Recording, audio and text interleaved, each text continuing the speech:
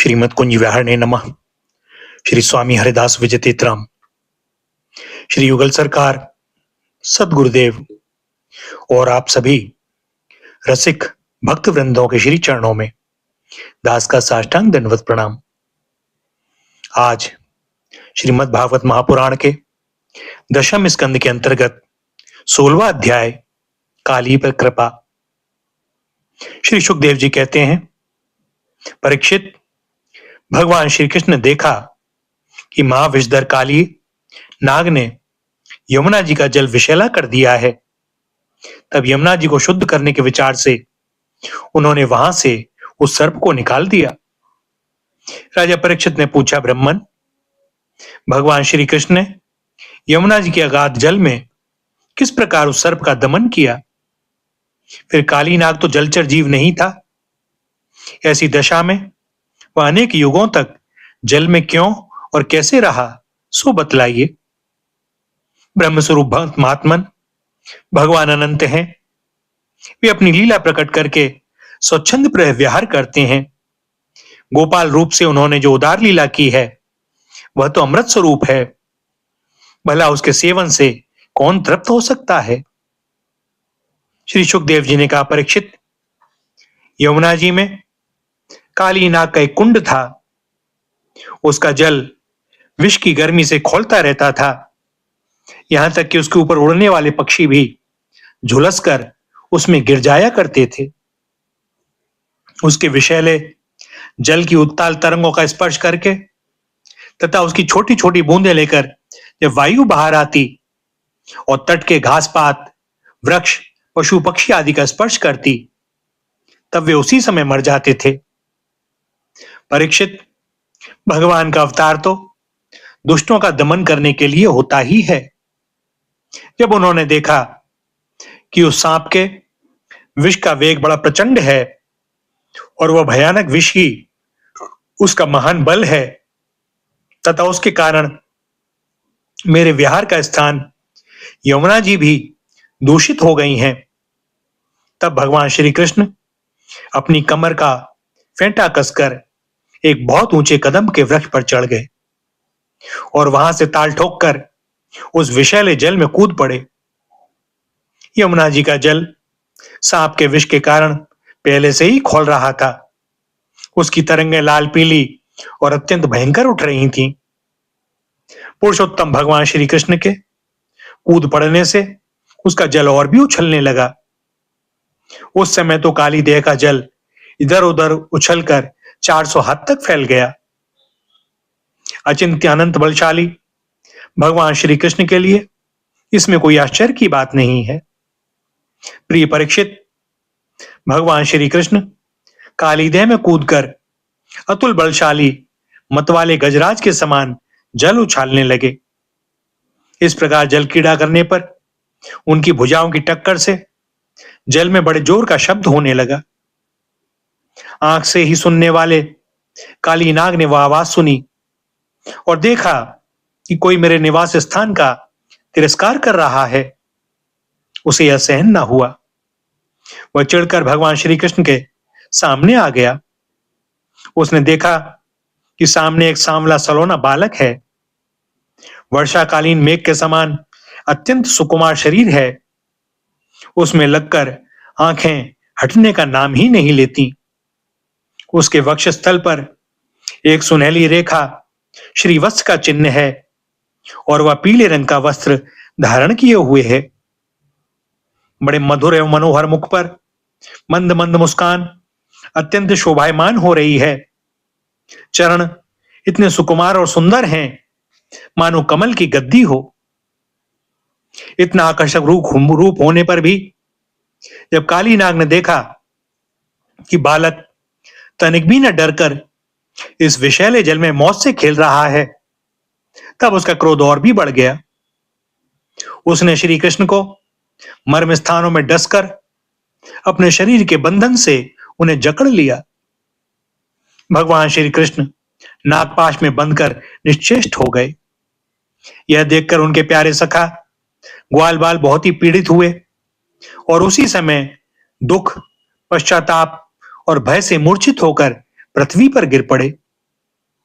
क्योंकि उन्होंने अपने शरीर, सुहृद, धन संपत्ति, स्त्री पुत्र, भोग और कामनाएं सब कुछ भगवान श्री कृष्ण को ही समर्पित कर रखा था। गाय, बैल, बछिया और बछड़े बड़े दुख से डकराने लगे। श्री कृष्ण की ओर ही उनकी टकटकी बंध रही थी। वे डरकर इस प्रकार खड़े हो गए मानो रो रहे हों। उस समय उनका शरीर हिलता डुलता तक न था। इधर ब्रज में पृथ्वी, आकाश और शरीरों में बड़े बड़े भयंकर तीनों प्रकार के उत्पात उठ खड़े हुए, जो इस बात की सूचना दे रहे थे कि बहुत ही शीघ्र कोई अशुभ घटना घटने वाली है। नंद बाबा आदि गोपों ने पहले तो उन अपशकुनों को देखा और पीछे से यह जाना कि आज श्री कृष्ण बिना बलराम के ही गाय चराने चले गए। वे भय से व्याकुल हो गए। वे भगवान का प्रभाव नहीं जानते थे, इसलिए उन अपशकुनों को देखकर उनके मन में यह बात आई कि आज तो श्री कृष्ण की मृत्यु ही हो गई होगी। वे उसी क्षण दुख, शोक और भय से आतुर हो गए। क्यों न हो, श्री कृष्ण ही उनके प्राण, मन और सर्वस्व जो थे। प्रिय परीक्षित, ब्रज के बालक, वृद्ध और स्त्रियों का स्वभाव गायों जैसा ही वात्सल्यपूर्ण था। वे मन में ऐसी बात आते ही अत्यंत दीन हो गए और अपने प्यारे कन्हैया को देखने की उत्कट लालसा से घर द्वार छोड़कर निकल पड़े। बलराम जी स्वयं भगवान के स्वरूप और सर्वशक्तिमान हैं। उन्होंने जब ब्रजवासियों को इतना कातर और इतना आतुर देखा, तब उन्हें हंसी आ गई, परंतु वे कुछ बोले नहीं, मौन ही रहे, क्योंकि वे अपने छोटे भाई श्री कृष्ण का प्रभाव भली भांति जानते थे। ब्रजवासी अपने प्यारे श्री कृष्ण को ढूंढने लगे। कोई अधिक कठिनाई ना हुई, क्योंकि मार्ग में उन्हें भगवान के चरण चिन्ह मिलते जाते थे, जो कमल, अंकुश आदि से युक्त होने के कारण उन्हें पहचान होती जाती थी। इस प्रकार वे यमुना तट की ओर जाने लगे। परीक्षित, मार्ग में गौ और दूसरों के चरण चिन्हों के बीच बीच में भगवान के चरण चिन्ह भी दिख जाते थे। उनमें कमल, जौ, अंकुश, वज्र और ध्वजा के चिन्ह बहुत ही स्पष्ट थे। उन्हें देखते हुए वे बहुत शीघ्रता से चले। उन्होंने दूर से ही देखा कि काली देह में, काली नाग के शरीर से बंधे हुए श्री कृष्ण चेष्टाहीन हो रहे हैं।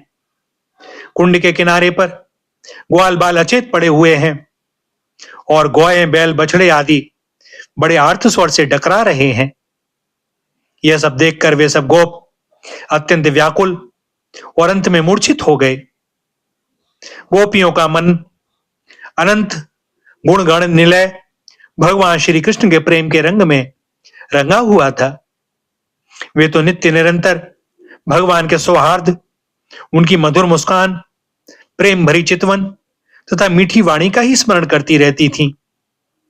जब उन्होंने देखा कि हमारे प्रीतम श्याम सुंदर को काले सांप ने जकड़ रखा है, तब तो उनके हृदय में बड़ा ही दुख और बड़ी ही जलन हुई। अपने प्राण बल्लभ, जीवन सर्वस्व के बिना उन्हें तीनों लोग सूने दिखने लगे। माता यशोदा तो अपने लाडले लाल के पीछे काली देह में कूदने ही जा रही थीं, परंतु गोपियों ने उन्हें पकड़ लिया। उनके हृदय में भी वैसी ही पीड़ा थी। उनकी आंखों से भी आंसुओं की झड़ी लगी हुई थी। सबकी आंखें श्री कृष्ण के मुख कमल पर लगी थीं। जिनके शरीर में चेतना थी, वे ब्रजमोहन श्री कृष्ण की पूतना वध आदि की प्यारी प्यारी ऐश्वर्य की लीलाएं कह कहकर यशोदा जी को धीरज बंधाने लगी, किंतु अधिकांश तो मृतक की तरह पड़ ही गई थी। परीक्षित, नंद बाबा आदि के जीवन प्राण तो श्री कृष्ण ही थे। वे श्री कृष्ण के लिए काली देह में घुसने लगे। यह देखकर श्री कृष्ण का प्रभाव जानने वाले भगवान बलराम जी ने किन्हीं को समझा बुझाकर, किन्हीं को बलपूर्वक और किन्हीं को उनके हृदयों में प्रेरणा करके रोक दिया। परीक्षित, यह सांप के शरीर से बंध जाना तो श्री कृष्ण की मनुष्यों जैसी एक लीला थी। जब उन्होंने देखा कि ब्रज के सभी लोग स्त्री और बच्चों के साथ मेरे लिए इस प्रकार अत्यंत दुखी हो रहे हैं और सचमुच मेरे सिवा इनका कोई दूसरा सहारा भी नहीं है, तब वे एक मुहूर्त तक सर्प के बंधन में रहकर बाहर निकल आए। भगवान श्री कृष्ण ने उस समय अपना शरीर फुलाकर खूब मोटा कर लिया। इससे सांप का शरीर टूटने लगा। वह अपना नागपाश छोड़कर अलग खड़ा हो गया और क्रोध से आग बबूला हो अपने फन ऊंचा करके फुफकारे मारने लगा। घात मिलते ही श्री कृष्ण पर चोट करने के लिए वह उनकी ओर टकटकी लगाकर देखने लगा। उस समय उसके नथनों से विष की फुहारें निकल रही थीं। उसकी आंखें स्थिर थीं और इतनी लाल लाल हो रही थीं मानो भट्टी पर तपाया हुआ कपड़ा हो। उसके मुंह से आग की लपटें निकल रही थीं। उस समय काली नाग अपनी दोहरी जीभ लपलपाकर अपने होठों के दोनों किनारों को चाट रहा था और अपनी कराल आंखों से विष की ज्वाला उगलता जा रहा था। अपने वाहन गरुड़ के समान भगवान श्री कृष्ण उसके साथ खेलते हुए पैंतरा बदलने लगे और वह सांप भी उन पर चोट करने का दांव देखता हुआ पैंतरा बदलने लगा। इस प्रकार पैंतरा बदलते बदलते उसका बल क्षीण हो गया। तब भगवान श्री कृष्ण ने उसके बड़े बड़े सिरों को तनिक दबा दिया और उछलकर उन पर सवार हो गए। काली नाग के मस्तकों पर बहुत सी लाल लाल मणियां थीं। उनके स्पर्श से भगवान के सुकुमार तलुओं की लालिमा और भी बढ़ गई। नृत्य गान आदि समस्त कलाओं के आदि प्रवर्तक भगवान श्री कृष्ण उसके सिरों पर कलापूर्ण नृत्य करने लगे। भगवान के प्यारे भक्त गंधर्व, सिद्ध, देवता, चारण और देवांगनाओं ने जब देखा कि भगवान नृत्य करना चाहते हैं तो वे बड़े प्रेम से मृदंग, ढोल, नगाड़े आदि बाजे बजाते हुए तथा सुंदर सुंदर गीत गाते हुए, पुष्पों की वर्षा करते हुए और अपने को निछावर करते हुए भेंट ले लेकर उसी समय भगवान के पास आ पहुंचे। परीक्षित, काली नाग के 101 सिर थे। वह अपने जिस सिर को नहीं झुकाता था उसी को प्रचंड दंडधारी भगवान अपने पैरों की चोट से कुचल डालते। इससे काली नाग की जीवनी शक्ति क्षीण हो चली। वह मुंह और नथनों से खून उगलने लगा। अंत में चक्कर काटते काटते वह बेहोश हो गया। तनिक भी चेत होता तो वह अपनी आंखों से विष उगलने लगता और क्रोध के कारण जोर जोर से फुफकारे मारने लगता। इस प्रकार वह अपने सिरों में से जिस सिर को ऊपर उठाता उसी को नाचते हुए भगवान श्री कृष्ण अपने चरणों की ठोकर से झुकाकर रौंद डालते। उस समय पुराण पुरुषोत्तम भगवान श्री कृष्ण के चरणों पर जो खून की बूंदें पड़ती थीं, उनसे ऐसा मालूम होता मानो रक्त पुष्पों से उनकी पूजा की जा रही हो। परीक्षित, भगवान के इस अद्भुत तांडव नृत्य से काली के फण रूप छत्ते भिन्न भिन्न हो गए, छिन्न भिन्न हो गए, क्षमा कीजिएगा। उसका एक एक अंग चूर चूर हो गया और मुख से खून की उल्टी होने लगी। अब उसे सारे जगत के आदि शिक्षक पुराण पुरुष भगवान नारायण की स्मृति हुई। वह मन ही मन भगवान की शरण में गया। भगवान श्री कृष्ण के उदर में संपूर्ण विश्व है, इसलिए उनके भारी बोझ से काली नाग के शरीर की एक एक गांठ ढीली पड़ गई। उनकी एड़ियों की चोट से उसके छत्र के समान फण छिन्न भिन्न हो गए। अपने पति की यह दशा देखकर उसकी पत्नियां भगवान की शरण में आईं। वे अत्यंत आतुर हो रही थीं। भय के कारण उनके वस्त्राभूषण अस्त व्यस्त हो रहे थे और केश की चोटियां भी बिखर रही थीं। उस समय उन साध्वी नागपत्नियों के चित्त में बड़ी घबराहट थी। अपने बालकों को आगे करके वे पृथ्वी पर लौट गईं और हाथ जोड़कर उन्होंने समस्त प्राणियों के एकमात्र स्वामी भगवान श्री कृष्ण को प्रणाम किया। भगवान श्री कृष्ण को शरणागत वत्सल जानकर अपने अपराधी पति को छुड़ाने की इच्छा से उन्होंने उनकी शरण ग्रहण की। नागपत्नियों ने कहा, प्रभो, आपका यह अवतार ही दुष्टों को दंड देने के लिए हुआ है। इसलिए इस अपराधी को दंड देना सर्वथा उचित है। आपकी दृष्टि में शत्रु और पुत्र का कोई भेदभाव नहीं है, इसलिए आप जो किसी को दंड देते हैं वह उसके पापों का प्रायश्चित कराने और उसका परम कल्याण करने के लिए ही। आपने हम लोगों पर यह बड़ा ही अनुग्रह किया। यह तो आपका कृपा प्रसाद ही है, क्योंकि आप जो दुष्टों को दंड देते हैं उससे उनके सारे पाप नष्ट हो जाते हैं। इस सर्प के अपराधी होने में तो कोई संदेह ही नहीं है। यदि अपराधी ना होता तो इसे सर्प की योनि ही क्यों मिलती। इसलिए हम सच्चे हृदय से आपके इस क्रोध को भी आपका अनुग्रह ही समझती हैं। अवश्य ही पूर्व जन्म में इसने स्वयं मान रहित होकर और दूसरों का सम्मान करते हुए कोई बहुत बड़ी तपस्या की है, अथवा सब जीवों पर दया करते हुए इसने कोई बहुत बड़ा धर्म किया है, तभी तो आप इसके ऊपर संतुष्ट हुए हैं। क्योंकि सर्वजीव स्वरूप आपकी प्रसन्नता का यही उपाय है। भगवान, हम नहीं समझ पाती कि यह इसकी किस साधना का फल है जो यह आपके चरण कमलों की धूल का स्पर्श पाने का अधिकारी हुआ है। आपके चरणों की रज इतनी दुर्लभ है कि उसके लिए आपकी अर्धांगिनी लक्ष्मी जी को भी बहुत दिनों तक समस्त भोगों का त्याग करके नियमों का पालन करते हुए तपस्या करनी पड़ी थी। प्रभो, जो आपके चरणों की धूल की शरण ले लेते हैं वे भक्तजन स्वर्ग का राज्य या पृथ्वी की बादशाही नहीं चाहते, न वे रसातल का ही राज्य चाहते हैं और न तो ब्रह्मा का पद ही लेना चाहते हैं।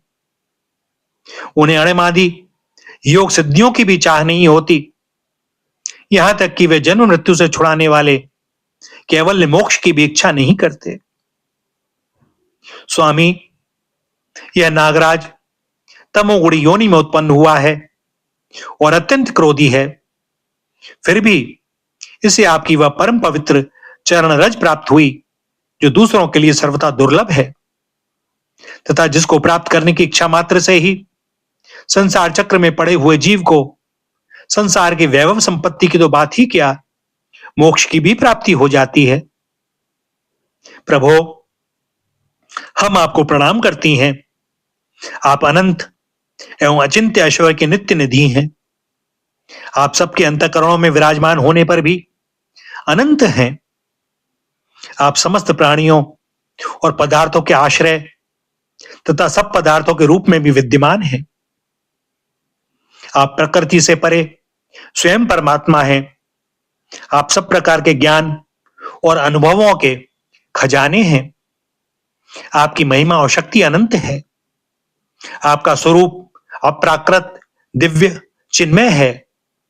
प्राकृतिक गुणों एवं विकारों का आप कभी स्पर्श ही नहीं करते। आप ही ब्रह्म हैं। हम आपको नमस्कार कर रही हैं। आप प्रकृति में क्षोभ उत्पन्न करने वाले काल हैं, काल शक्ति के आश्रय हैं और काल के क्षण कल्प आदि समस्त अवयवों के साक्षी हैं। आप विश्व रूप होते हुए भी उससे अलग रहकर उसके दृष्टा हैं। आप उसके बनाने वाले निमित्त कारण तो हैं ही, उसके रूप में बनने वाले उपादान कारण भी हैं। प्रभो, पंचभूत, उनकी तन्मात्राएं, इंद्रियां, प्राण, मन और बुद्धि और इन सब का खजाना चित्त, ये सब आप ही हैं। तीनों गुण और उनके कार्यों में होने वाले अभिमान के द्वारा आपने अपने साक्षात्कार को छिपा रखा है। आप देश काल और वस्तुओं की सीमा से बाहर अनंत हैं। सूक्ष्म से भी सूक्ष्म और कार्य कारणों के समस्त विकारों में भी एक रस, विकार रहित और सर्वज्ञ हैं। ईश्वर है कि नहीं है, सर्वज्ञ हैं कि अल्पज्ञ, इत्यादि अनेक मतभेदों के द्वारा आप उन मतवादियों को उन्हीं रूपों में दर्शन देते हैं। समस्त शब्दों के अर्थ के रूप में तो आप हैं ही, शब्दों के रूप में भी हैं तथा उन दोनों का संबंध जोड़ने वाली शक्ति भी आप ही हैं। हम आपको नमस्कार करती हैं। प्रत्यक्ष, अनुमान आदि जितने भी प्रमाण हैं उनको प्रमाणित करने वाले मूल आप ही हैं। समस्त शास्त्र आपसे ही निकले हैं और आपका ज्ञान स्वतः सिद्ध है। आप ही मन को लगाने की विधि के रूप में और उसको सब कहीं से हटा लेने की आज्ञा के रूप में प्रवृत्ति मार्ग और निवृत्ति मार्ग हैं। इन दोनों के मूल वेद भी स्वयं आप ही हैं। हम आपको बार बार नमस्कार करती हैं। आप शुद्ध सत्व में वसुदेव के पुत्र वासुदेव, संकर्षण एवं प्रद्युम्न और अनिरुद्ध भी हैं। इस प्रकार चतुर्व्यूह के रूप में आप भक्तों तथा यादवों के स्वामी हैं। श्री कृष्ण, हम आपको नमस्कार करती हैं। आप अंतकरण और उसकी वृत्तियों के प्रकाशक हैं और उन्हीं के द्वारा अपने आप को ढक रखते हैं। उन अंतकरण और वृत्तियों के द्वारा ही आपके स्वरूप का कुछ कुछ संकेत भी मिलता है। आप उन गुणों और उनकी वृत्तियों के साक्षी तथा स्वयं प्रकाश हैं। हम आपको नमस्कार करती हैं। आप मूल प्रकृति में नित्य विहार करते रहते हैं। समस्त स्थूल और सूक्ष्म जगत की सिद्धि आपसे ही होती है। ऋषिकेश, आप मननशील आत्माराम हैं। मौन ही आपका स्वभाव है। आपको हमारा नमस्कार है। आप स्थूल, सूक्ष्म, समस्त गतियों के जानने वाले तथा सबके साक्षी हैं। आप नाम रूपात्मक विश्व प्रपंच के निषेध की अवधि तथा उसके अधिष्ठान होने के कारण विश्व रूप भी हैं। आप विश्व के अध्यास तथा अपवाद के साक्षी हैं एवं अज्ञान के द्वारा उसकी सत्यत्व भ्रांति एवं स्वरूप ज्ञान के द्वारा उसकी आत्यंतिक निवृत्ति के भी कारण हैं। आपको हमारा नमस्कार है। प्रभो, यद्यपि कर्तापन न होने के कारण आप कोई भी कर्म नहीं करते, निष्क्रिय हैं, तथापि अनादिकाल शक्ति को स्वीकार करके प्रकृति के गुणों के द्वारा आप इस विश्व की उत्पत्ति, स्थिति और प्रलय की लीला करते हैं। क्योंकि आपकी लीलाएं अमोघ हैं, आप सत्य संकल्प हैं, इसलिए जीवों के संस्कार रूप से छिपे हुए स्वभावों को अपनी दृष्टि से जागृत कर देते हैं। त्रिलोकी में 3 प्रकार की योनियां हैं। सत्व गुण प्रधान शांत, रजोगुण प्रधान अशांत और तमोगुण प्रधान मूढ़। वे सब की सब आपकी लीला मूर्तियां हैं। फिर भी इस समय आपको सत्वगुण प्रधान शांत जन ही विशेष प्रिय हैं, क्योंकि आपका ये अवतार और ये लीलाएं साधु जनों की रक्षा तथा धर्म की रक्षा एवं विस्तार के लिए ही हैं। शांतात्मन, स्वामी को एक बार अपनी प्रजा का अपराध सह लेना चाहिए। यह मूढ़ है, आपको पहचानता नहीं है, इसलिए इसे क्षमा कर दीजिए। भगवान, कृपा कीजिए, अब यह सर्प मरने ही वाला है। साधु पुरुष सदा से ही हम अबलाओं पर दया करते आए हैं, अतः आप हमें हमारे प्राण स्वरूप पतिदेव को दे दीजिए। हम आपकी दासी हैं, हमें आप आज्ञा दीजिए, आपकी क्या सेवा करें। क्योंकि जो श्रद्धा के साथ आपकी आज्ञाओं का पालन, आपकी सेवा करता है, वह सब प्रकार के भयों से छुटकारा पा जाता है। श्री सुखदेव जी कहते हैं, परीक्षित, भगवान के चरणों की ठोकरों से काली नाग के फण छिन्न भिन्न हो गए थे। वह बेसुध हो रहा था। जब नाग पत्नियों ने इस प्रकार भगवान की स्तुति की, तब उन्होंने दया करके उसे छोड़ दिया। धीरे धीरे काली नाग के इंद्रियों और प्राणों में कुछ कुछ चेतना आ गई। वह बड़ी कठिनता से श्वास लेने लगा और थोड़ी देर के बाद बड़ी दीनता से हाथ जोड़कर भगवान श्री कृष्ण से इस प्रकार बोला। काली नाग ने कहा, नाथ, हम जन्म से ही दुष्ट, तमोगुणी और बहुत दिनों के बाद भी बदला लेने वाले बड़े क्रोधी जीव हैं। जीवों के लिए अपना स्वभाव छोड़ देना बहुत कठिन है। इसी के कारण संसार के लोग नाना प्रकार के दुराग्रहों में फंस जाते हैं। विश्व विधाता, आपने ही गुणों के भेद से इस जगत में नाना प्रकार के स्वभाव, वीर, बल, योनि, बीज, चित्त और आकृतियों का निर्माण किया है। भगवान, आपकी ही सृष्टि में हम सर्प भी हैं। हम जन्म से ही बड़े क्रोधी होते हैं। हम इस माया के चक्कर में स्वयं मोहित हो रहे हैं। फिर अपने प्रयत्न से इस दुस्तज्य माया का त्याग कैसे करें? आप सर्वज्ञ और संपूर्ण जगत के स्वामी हैं। आप ही हमारे स्वभाव और इस माया के कारण हैं। अब आप अपनी इच्छा से जैसा ठीक समझें, कृपा कीजिए या दंड दीजिए। श्री सुखदेव जी कहते हैं, कालीनाग की बात सुनकर लीला मनुष्य भगवान श्री कृष्ण ने कहा, सर्प, अब तुझे यहां नहीं रहना चाहिए। तू अपने जाति, भाई, पुत्र और स्त्रियों के साथ शीघ्र ही यहां से समुद्र में चला जा। अब गौएं और मनुष्य यमुना जल का उपभोग करें। जो मनुष्य दोनों समय तुझको दी हुई मेरी इस आज्ञा का स्मरण तथा कीर्तन करे, उसे सांपों से कभी भय ना हो। मैंने इस काली देह में क्रीड़ा की है, इसलिए जो पुरुष इसमें स्नान करके जल से देवता और पितरों का तर्पण करेगा एवं उपवास करके मेरा स्मरण करता हुआ मेरी पूजा करेगा, वह सब पापों से मुक्त हो जाएगा।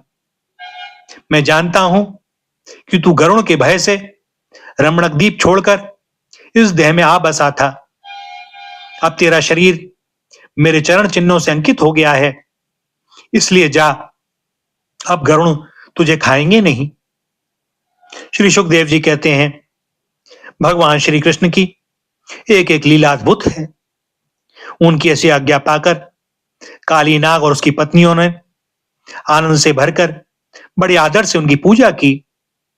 उन्होंने दिव्य वस्त्र, पुष्पमाला, मणि, बहुमूल्य आभूषण, दिव्य गंध, चंदन और अति उत्तम कमलों की माला से जगत के स्वामी गरुड़ध्वज भगवान श्री कृष्ण का पूजन करके उन्हें प्रसन्न किया।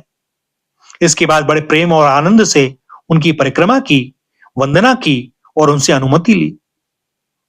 तब अपनी पत्नियों, पुत्रों और बंधु बांधवों के साथ रमणक द्वीप की, जो समुद्र में सर्पों के रहने का एक स्थान है, यात्रा की।